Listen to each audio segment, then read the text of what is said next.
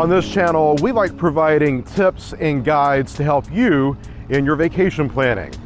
We are back on the Atlantic coast in Georgia's oldest city, dating to 1733 and nicknamed the Hostess City of the South for its hospitality. Savannah is one of the most beautiful cities in America. From picturesque streets lined with historic homes and public squares that were part of the original city plan, to a French Gothic cathedral that rivals those found in Europe, and an ice cream spot worth standing in line for. In this episode, we're sharing with you the best things to do in Savannah. All of that and much more straight ahead.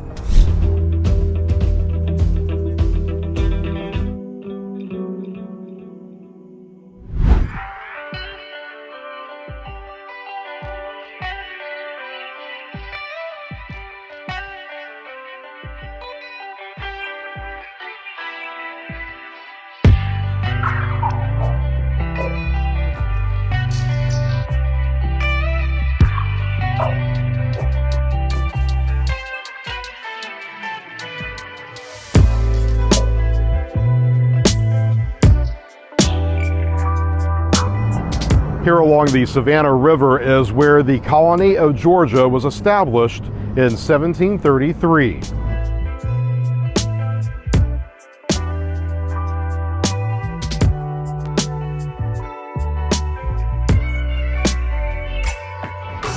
By the mid-1800s, the original port of Savannah was the leading exporter of cotton in the world.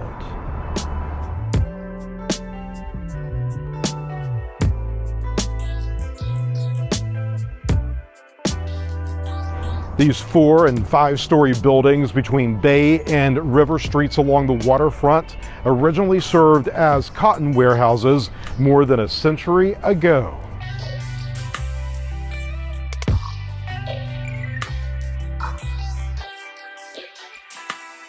Today, more than 70 businesses of all types are housed in these impressive structures, drawing locals and visitors from all over the world.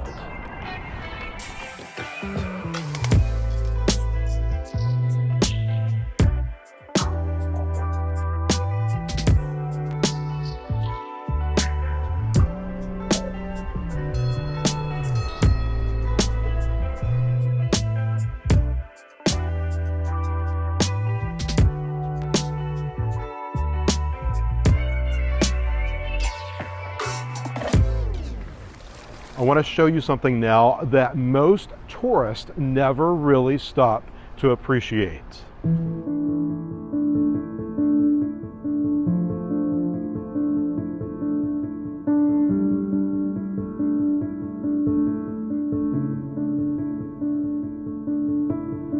Tucked away about mid-level along Factors Walk, just east of City Hall, are the Kluski Embankment Stores, more commonly referred to as the Kluski Vaults today.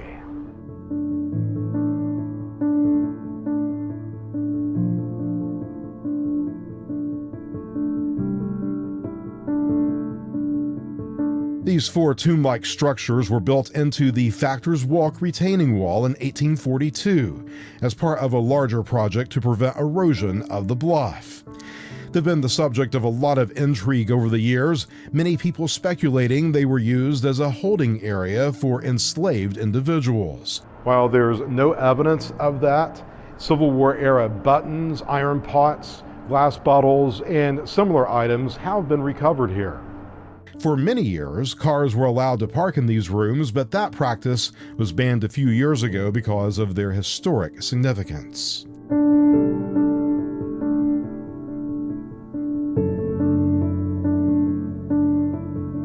There's always traffic along this river. Dozens of large container ships pass through here daily.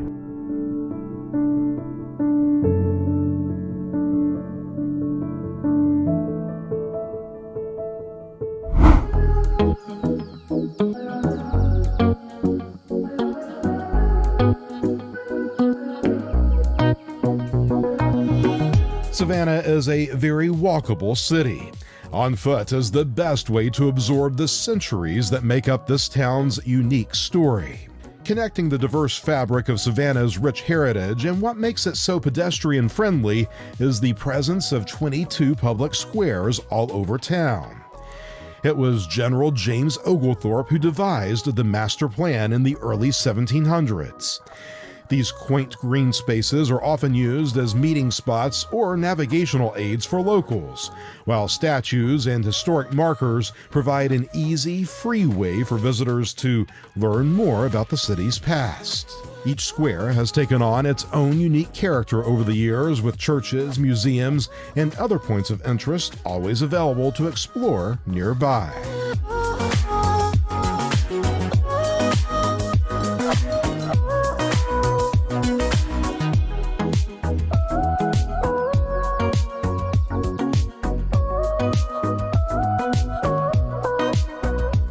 The one green space every first-time visitor has to check out is Forsyth Park.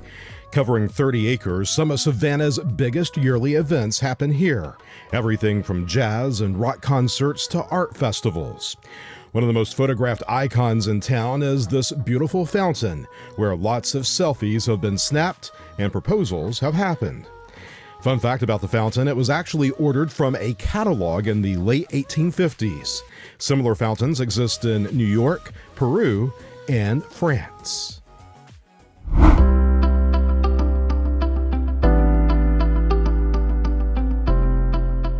One thing is for sure, Savannah would not be the same without its historic homes. There are so many here, it would be impossible to cover them all in this short video. But here are some of our favorites we think you should see.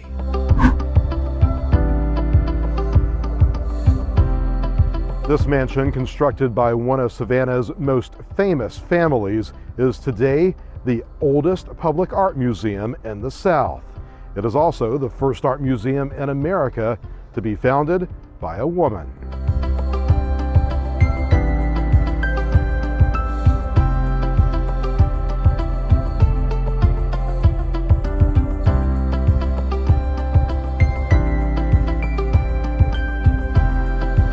The name Juliette Gordon Low might be familiar to you. She founded the Girl Scouts in the early 1900s. This house is where she was born. Today, it's operated as a museum by the organization.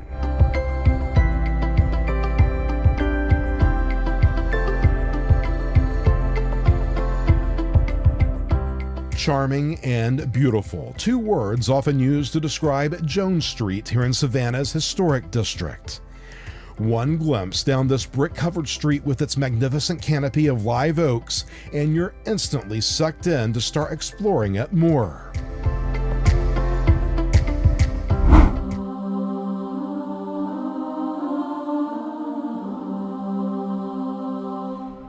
The undisputed architectural jewel of Savannah that can't be missed is the Cathedral Basilica of St. John the Baptist.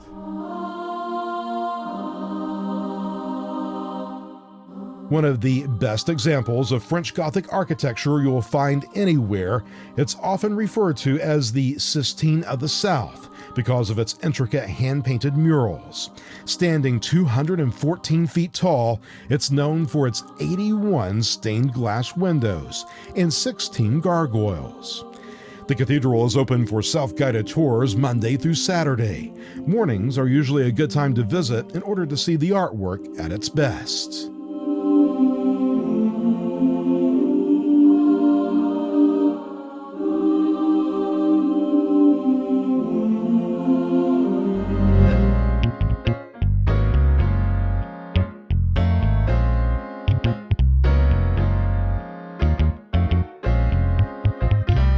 It seems you can't walk more than a couple of blocks here in Savannah without seeing a place of worship.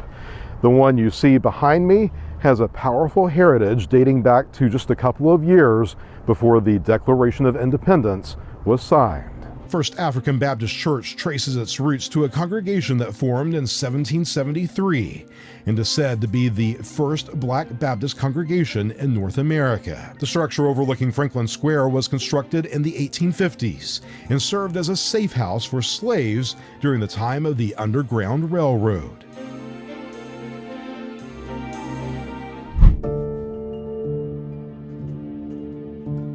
Some of the most beautiful and most haunting places in Savannah are the city's famed cemeteries. No visit here would be complete without taking a few minutes to check at least one of them out. Bonaventure is the most legendary, brought to national attention in the best-selling novel Midnight in the Garden of Good and Evil. Once the site of a large plantation, the cemetery located 5 miles east of downtown is home to an outstanding collection of sculptures memorializing many of Savannah's most notable people.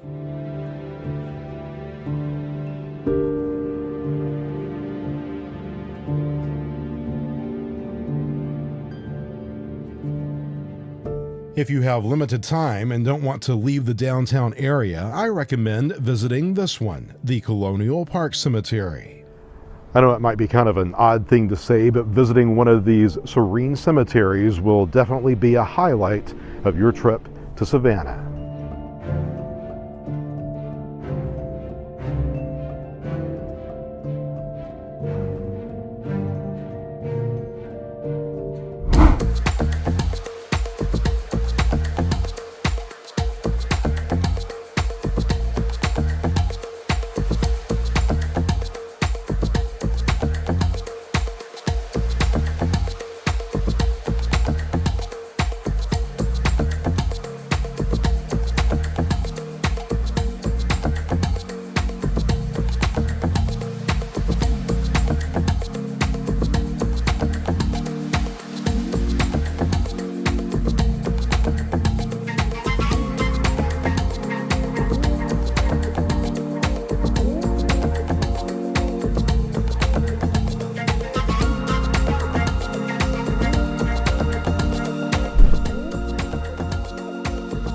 South of 37th Street, you'll find the hipster creative scene of Starland. A large dairy company once anchored this neighborhood that today is home to an art supply store, brew pubs, independent eateries, boutiques, and a food truck venue. One of the most popular attractions is Grave Face Record Store and Curiosity Shop. Offering more than just an amazing collection of vinyl, this Savannah institution features oddball merchandise, creepy toys, Halloween items, and bizarre taxidermy. They also operate a very interesting museum at Factors Walk.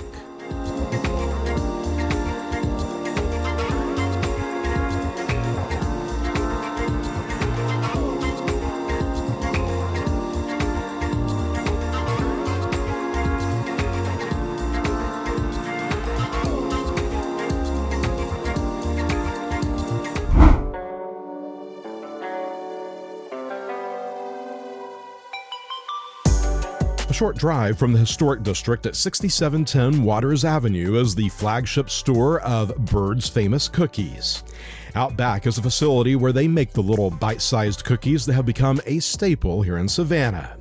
As you'd expect, the shop here at the headquarters is larger than the other locations, but has the same charm inside with friendly, helpful employees.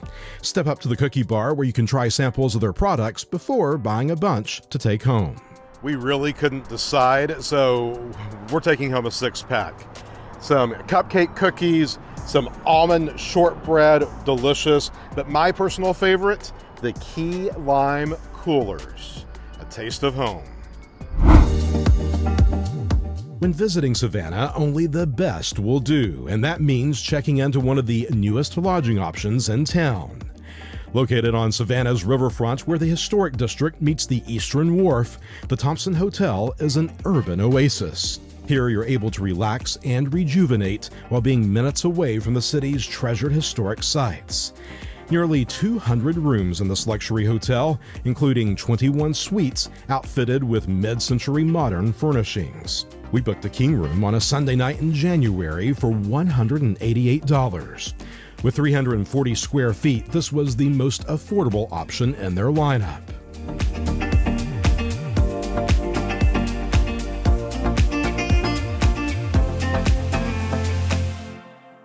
And Savannah after nightfall, it's pretty amazing.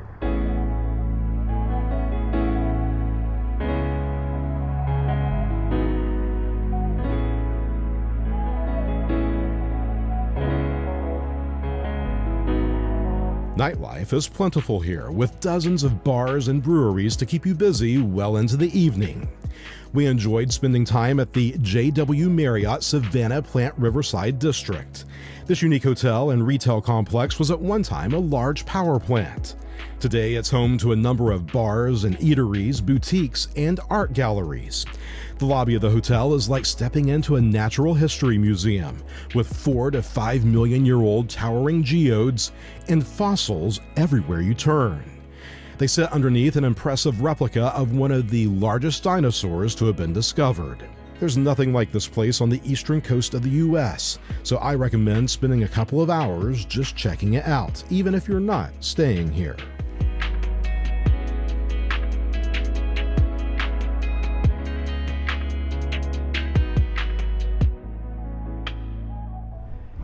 Leopold's ice cream is one of the most celebrated cultural landmarks in all of Savannah.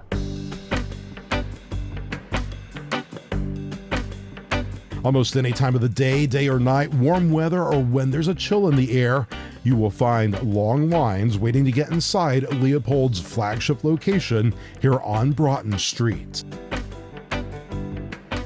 But the story of this world-famous ice cream shop actually started on this street corner inside this building.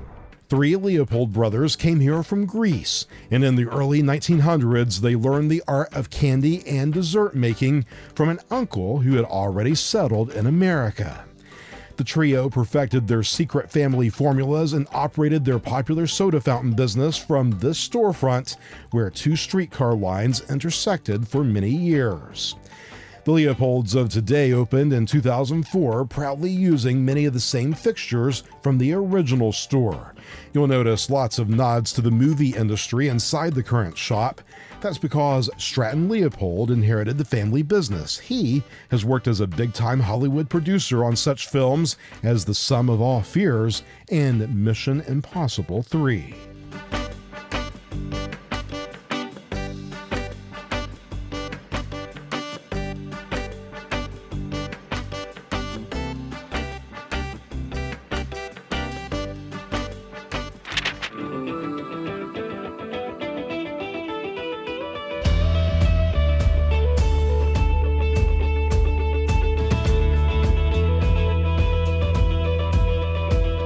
One of the #1 pieces of advice I can give you when it comes to visiting Savannah is this: don't let our guide or a list created by someone else dictate what you do here.